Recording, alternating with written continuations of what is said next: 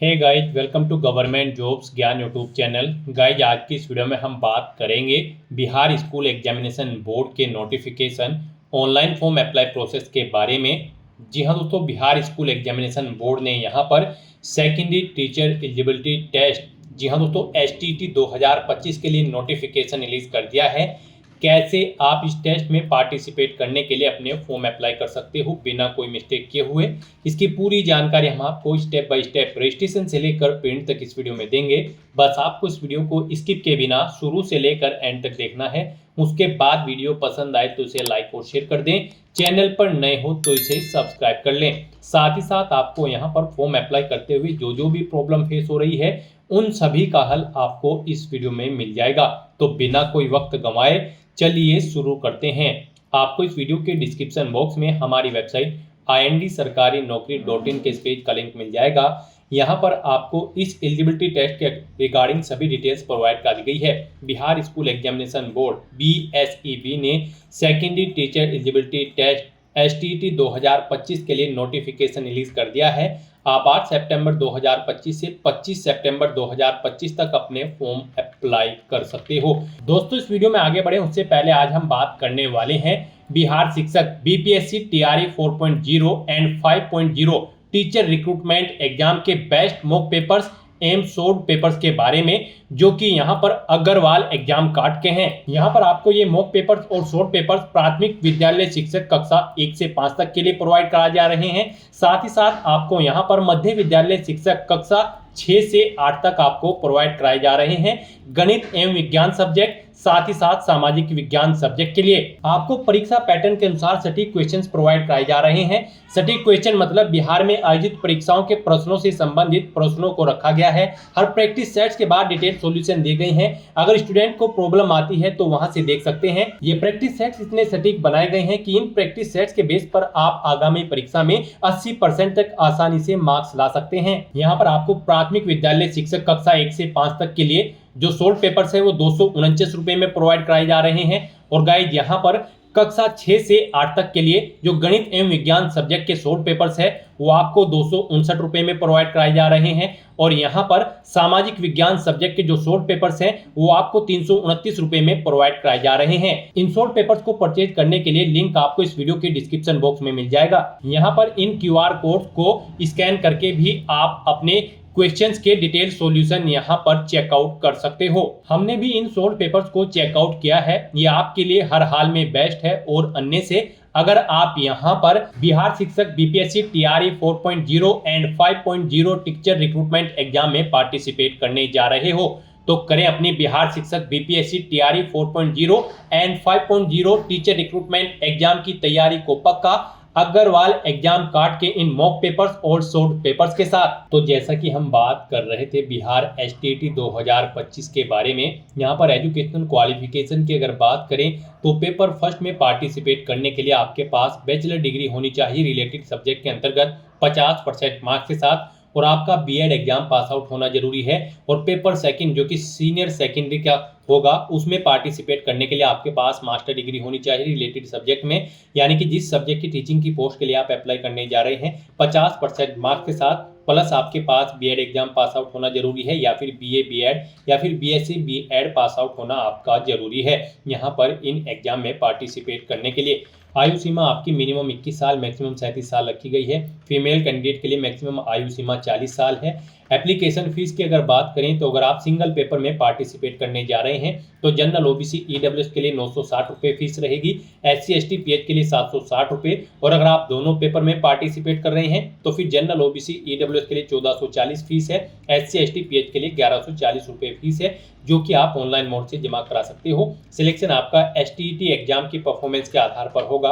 आप online all India से apply कर सकते हो। उसके लिए आपको इस पेज को नीचे स्क्रॉल डाउन करना है, इंपोर्टेंट लिंक सेक्शन में आना है, ऑफिशियल नोटिफिकेशन PDF लिंक पर क्लिक करके इस एग्जाम के नोटिफिकेशन को ओपन कर लेना है और इसमें से आपको पूरी डिटेल रीड कर लेना है।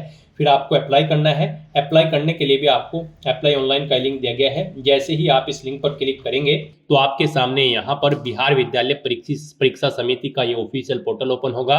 गाइस, यहाँ पर अगर आपने पहले से रजिस्ट्रेशन कर रखा है तो आपको अपना मोबाइल नंबर एंटर करना है, अपना पासवर्ड आपको यहाँ पर एंटर करना है और लॉगिन की स्टेप पर क्लिक करके अपने डैशबोर्ड में लॉगिन करके आपको अपना फॉर्म अप्लाई कर देना है। और अगर आप इस टेस्ट में फर्स्ट टाइम अप्लाई करने जा रहे हो तो सबसे पहले यहाँ पर आपको अपना रजिस्ट्रेशन करना होगा।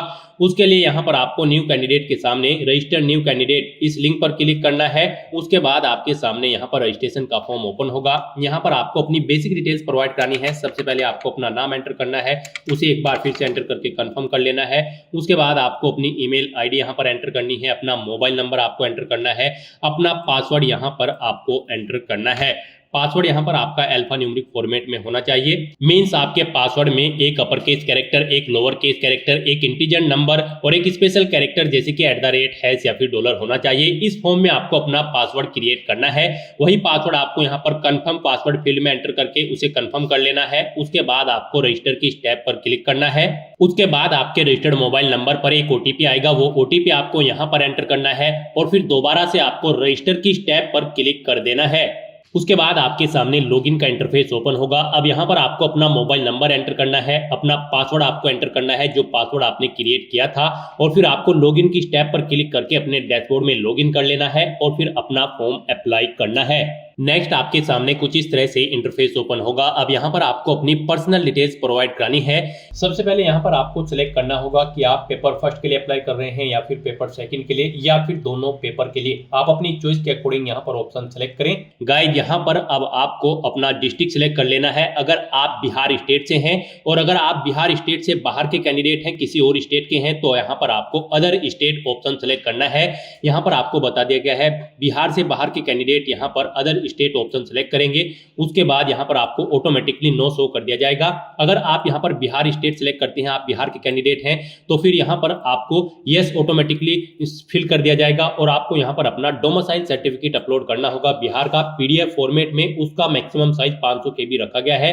मींस आपकी फाइल का साइज 500 KB से कम होना चाहिए पीडीएफ फॉर्मेट में। और अगर बिहार से अलग स्टेट के आप कैंडिडेट हैं तो फिर आपको यहाँ पर अदर स्टेट ऑप्शन सेलेक्ट करना है। उसके बाद यहाँ पर आपको अपनी मदर का नाम एंटर करना है, उसे एक बार फिर से आपको एंटर करके कंफर्म कर लेना है। उसके बाद यहाँ पर आपको अपने फादर का नाम एंटर करना है। उसके बाद यहाँ पर आपको अपने फादर का नाम एक बार फिर से एंटर कर देना है। नेक्स्ट यहाँ पर आपको अपनी डेट ऑफ बर्थ इस कैलेंडर में से सिलेक्ट कर लेनी है। वही डेट ऑफ बर्थ एक बार फिर से इस कैलेंडर में से सिलेक्ट कर लेनी है कंफर्मेशन के लिए। फिर यहाँ पर आपकी करंट आयु सीमा इन डेज के अकॉर्डिंग कैलकुलेट होकर आ जाएगी। उसके बाद यहाँ पर आपको अपना जेंडर सिलेक्ट करना है। फिर अपना जेंडर एक बार फिर से सिलेक्ट करके उसे कंफर्म कर लेना है। अपनी नेशनलिटी आपको सिलेक्ट करनी है, अपनी कैटेगरी आपको सिलेक्ट करनी है। अगर आप यहाँ पर रिजर्व कैटेगरी से बिलोंग करते हो तो फिर यहाँ पर आपको एक बार फिर से अपनी कैटेगरी यहाँ पर आपको सिलेक्ट करनी होगी कंफर्मेशन के लिए। अगर आप रिजर्व कैटेगरी से बिलोंग करते हो तो फिर यहाँ पर आपको अपना कैटेगरी सर्टिफिकेट अपलोड करना है पीडीएफ फॉर्मेट में। उसका साइज 500 KB से कम होना चाहिए। आपको अपलोड के इस बटन पर क्लिक करना है, फाइल को सिलेक्ट करना है और अपना कैटेगरी सर्टिफिकेट यहाँ पर आपको अपलोड कर देना है। नेक्स्ट आपसे पूछा गया है क्या आप डिफरेंट एबल कैटेगरी से बिलोंग करते हैं। अगर करते हैं तो यस ऑप्शन सिलेक्ट करें और फिर यहाँ पर आप अपनी डिफरेंट एबल कैटेगरी सिलेक्ट करें और फिर उसका सर्टिफिकेट आप यहाँ पर अपलोड कर दें पीडीएफ फॉर्मेट में। 500 KB से कम उसका साइज होना चाहिए। यहाँ पर भी आपको अपलोड बटन पर क्लिक करना है, फाइल को सिलेक्ट करना है और उसे यहाँ पर अपलोड कर देना है। और अगर आप डिफरेंट एबल कैटेगरी से बिलोंग नहीं करते हो तो यहाँ पर आपको नो ऑप्शन सिलेक्ट करना होगा। आगे की डिटेल्स आपको नहीं भरनी होगी। फिर आपसे पूछा गया कि क्या आप एक सर्विसमैन की पुत्री हैं। अगर हैं तो यस ऑप्शन सिलेक्ट करें और फिर दोबारा से यस करके उसे कंफर्म कर लें और फिर यहाँ पर अपना डिपेंडेंट सर्टिफिकेट आप अपलोड कर दें। और अगर आप नहीं हैं तो यहाँ पर आपको नो ऑप्शन सिलेक्ट करना है। 2 बार आपको नो ऑप्शन सिलेक्ट करना होगा कंफर्मेशन के लिए। उसके बाद आपसे पूछा गया है कि क्या आपके पास उर्दू एक सब्जेक्ट के तौर पर था। 10+2 लेवल का जो आपका परीक्षा थी या फिर एग्जाम थी या क्लास थी उसमें आपके पास उर्दू एक सब्जेक्ट के रूप में था। अगर था तो आप यस ऑप्शन सिलेक्ट करें, दोबारा से यस ऑप्शन सिलेक्ट करें और फिर यहाँ पर आप अपनी फैकल्टी बताएं। आप साइंस, आर्ट या कॉमर्स किस फैकल्टी के लिए अप्लाई करना चाहते हैं ऑप्शन सिलेक्ट करें। उसके बाद यहाँ पर आप अपनी फैकल्टी दोबारा से सिलेक्ट करें। फिर यहाँ पर आपसे पूछा गया है कि क्या आपने इंटरमीडिएट एग्जाम पास आउट कर लिया है। तो यहाँ पर आपको यस ऑप्शन सिलेक्ट करना है और अगर आप नो ऑप्शन सिलेक्ट करते हैं तो फिर यहाँ पर आपका 2025 में अपीयरिंग होना जरूरी है। यानी कि 2025 में जो कैंडिडेट इंटरमीडिएट में अपीयर्ड है वो कैंडिडेट भी यहाँ पर अप्लाई कर सकते हैं, आपको उसकी डिटेल देनी होगी। और अगर यहाँ पर आप यस ऑप्शन सेलेक्ट करते हैं तो फिर यहाँ पर आपको अपनी एजुकेशनल क्वालिफिकेशन की डिटेल देनी है। एजुकेशनल क्वालिफिकेशन में आपको सबसे पहले अपनी 10वीं क्लास की डिटेल प्रोवाइड करानी है। तो यहाँ पर अब आपको अपनी एजुकेशनल क्वालिफिकेशन की डिटेल देनी है। सबसे पहले आपको अपनी 10वीं क्लास की डिटेल प्रोवाइड करानी है। यहाँ पर आप सबसे पहले दे अपने बोर्ड का नाम, किस बोर्ड से आपने अपनी 10वीं क्लास पास आउट की है। फिर आप यहाँ पर अपना रोल कोड एंटर करें, अपना रोल नंबर एंटर करें, पासिंग ईयर आप सेलेक्ट करें, किस ईयर में आपने अपनी 10वीं क्लास पास आउट की है। उसके बाद यहाँ पर आपने कितने मार्क्स ऑब्टेन किए हैं वो आप एंटर करें। कौन सी डिवीजन है, फर्स्ट सेकंड या थर्ड ऑप्शन सेलेक्ट करें। परसेंटेज बताएं कितने परसेंट मार्क्स आपने ऑब्टेन किए हैं। परसेंटेज एंटर करने के बाद यहाँ पर आपको अपना 10वीं क्लास का सर्टिफिकेट या फिर रिजल्ट अपलोड करना है पीडीएफ फॉर्मेट में। उसका साइज 500 KB से कम होना चाहिए। आप अपलोड फाइल पर क्लिक करें, फाइल को सिलेक्ट करें और उसे यहाँ पर आप अपलोड कर दें। व्यू के लिंक पर क्लिक करके आप देख सकते हो। डिलीट करना चाहते हो तो डिलीट के इस ऑप्शन पर क्लिक करके आप डिलीट कर सकते हो। 10वीं की डिटेल फिल करने के बाद आपको ऐसे ही 12वीं क्लास की डिटेल फिल करनी है। यहाँ पर आप सबसे पहले बोर्ड का नाम दें, किस बोर्ड से आपने अपनी 12वीं क्लास की है। फिर आप अपना रोल कोड एंटर करें, अपना रोल नंबर एंटर करें, पासिंग ईयर आप यहाँ पर सिलेक्ट करें, कब आपने अपनी 12th क्लास पास आउट की है। उसके बाद यहाँ पर आपने कितने मार्क्स ऑब्टेन किए हैं वो एंटर करें। कौन सी डिवीजन है, first second third option select करें, कितने परसेंट मार्क्स आपने ऑब्टेन किए हैं वो आप एंटर करें। और उसके बाद यहाँ पर आपको अपना 12वीं क्लास का रिजल्ट या फिर सर्टिफिकेट भी अपलोड कर देना है। ये भी पीडीएफ फॉर्मेट में होना चाहिए, 500 KB से कम उसका साइज होना चाहिए। यहाँ पर एजुकेशनल क्वालिफिकेशन की अगर बात करें तो पेपर फर्स्ट में पार्टिसिपेट करने के लिए आपके पास बैचलर डिग्री होनी चाहिए रिलेटेड सब्जेक्ट के अंतर्गत 50% मार्क्स के साथ, और आपका बीएड एग्जाम पास आउट होना जरूरी है। और पेपर सेकंड जो कि सीनियर सेकेंडरी का होगा उसमें पार्टिसिपेट करने के लिए आपके पास मास्टर डिग्री होनी चाहिए रिलेटेड सब्जेक्ट में, यानी कि जिस सब्जेक्ट की टीचिंग की पोस्ट के लिए आप अप्लाई करने जा रहे हैं 50% मार्क्स के साथ, प्लस आपके पास बीएड एग्जाम पास आउट होना जरूरी है, या फिर बीए बीएड या फिर बीएससी बीएड पास आउट होना आपका जरूरी है यहाँ पर इन एग्जाम में पार्टिसिपेट करने के लिए। तो इसी तरह से यहाँ पर आपको अपनी ग्रेजुएशन या फिर पोस्ट ग्रेजुएशन की डिटेल भी ऐड कर देनी है। उसके बाद यहाँ पर आपको अपना परमानेंट एड्रेस एंटर करना है, फिर आपको अपना कोरोस्पोंडेंस एड्रेस एंटर करना है। और अगर आपका कोरोस्पोंडेंस एड्रेस आपके परमानेंट एड्रेस के अकॉर्डिंग सेम है तो आप यहाँ पर इस चेकबॉक्स को ओके करें, permanent and correspondence address are same. Automatically आपका कोरोस्पोंडेंस एड्रेस आपके परमानेंट एड्रेस के अकॉर्डिंग फिल हो जाएगा। उसके बाद आपको इस पेज को नीचे स्क्रॉल डाउन करना है।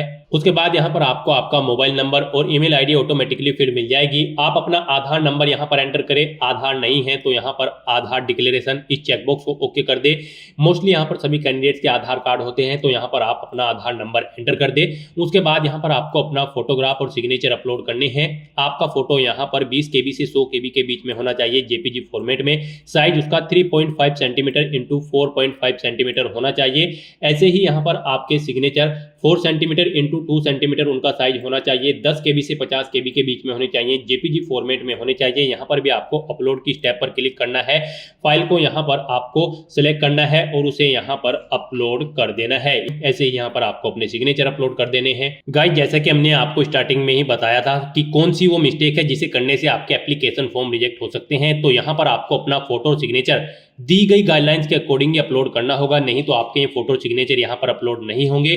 और अगर हो भी गए तो यहाँ पर आपका एप्लीकेशन फॉर्म रिजेक्ट कर दिया जाएगा। अगर आप इनके अलावा किसी और गाइडलाइन के थ्रू आप अपना फोटो सिग्नेचर अपलोड करते हैं तो यहाँ पर आपको दी गई गाइडलाइंस के अकॉर्डिंग अपना फोटो सिग्नेचर अपलोड करने हैं। उसके बाद आपको इस चेकबॉक्स को ओके करना है, पेज को नीचे स्क्रॉल डाउन करना है और सेव के इस बटन पर क्लिक करके अपनी इन सभी डिटेल्स को आपको सेव कर देना है। सेव के इस बटन पर क्लिक करने के बाद आपके सामने यहाँ पर मैसेज शो हो जाएगा, आपका एप्लीकेशन फॉर्म सक्सेसफुली सबमिट हो चुका है। उसके बाद आपको डाउनलोड रजिस्ट्रेशन फॉर्म इस ऑप्शन पर क्लिक करना है। आपके सामने आपका एप्लीकेशन फॉर्म शो हो जाएगा। आपको सभी डिटेल्स केयरफुली चेकआउट करनी है, पेज को नीचे स्क्रॉल डाउन करना है। कहीं पर कोई मिस्टेक है तो आप एडिट डिटेल ऑप्शन पर क्लिक करके एडिट कर सकते हैं, और नहीं तो यहाँ पर आपको प्रिंट के इस बटन पर क्लिक करके अपने एप्लीकेशन फॉर्म का एक हार्ड कॉपी प्रिंट आउट ले लेना है फ्यूचर यूज के लिए, फ्यूचर रेफरेंस के लिए। और यहाँ पर अब आपको अपना फीस पेमेंट करना है। उसके लिए आपको पे के इस बटन पर क्लिक करना है। गाइस, यहाँ पर आपका एप्लीकेशन फॉर्म तो सबमिट हो चुका है, लेकिन इसे कंफर्म फीस पेमेंट के बाद ही किया जाएगा। तो यहाँ पर अब आपको पे के इस बटन पर क्लिक करना है और अपनी कैटेगरी के अकॉर्डिंग अपना फीस अमाउंट पे कर देना है। तो यहाँ पर अब आप पे के इस बटन पर क्लिक करें। नेक्स्ट यहाँ पर आपको आपकी कैटेगरी के अकॉर्डिंग एप्लीकेशन फीस का अमाउंट शो कर दिया जाएगा। तो यहाँ पर आपको आपकी कैटेगरी के अकॉर्डिंग एप्लीकेशन फीस का अमाउंट शो कर दिया जाएगा। अगर आप पहले से फीस यहाँ पर जमा करा चुके हो तो यहाँ पर एक्शन के इस बटन में आपको वेरीफाई पेमेंट बटन ऑप्शन पर क्लिक करके अपना पेमेंट वेरीफाई कर लेना होगा। और अगर आप फर्स्ट टाइम पेमेंट करने जा रहे हो तो यहाँ पर आपको पे वीजा SAB पैसा इस ऑप्शन पर क्लिक करना है। उसके बाद आपके सामने यहाँ पर फीस पेमेंट का इंटरफेस ओपन होगा। गाइस यहाँ पर आप debit card, credit card, UPI या फिर QR कोड या फिर नेट बैंकिंग के थ्रू अपना आप फीस पेमेंट कर सकते हो।